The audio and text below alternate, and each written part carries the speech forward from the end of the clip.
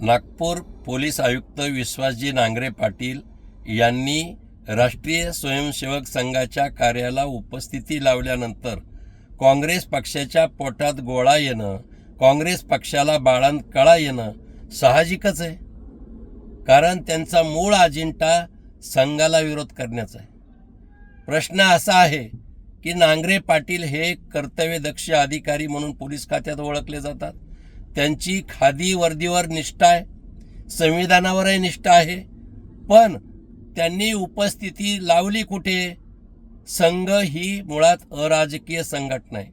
संघ राष्ट्रभक्त निर्माण करणारी संघटना आहे.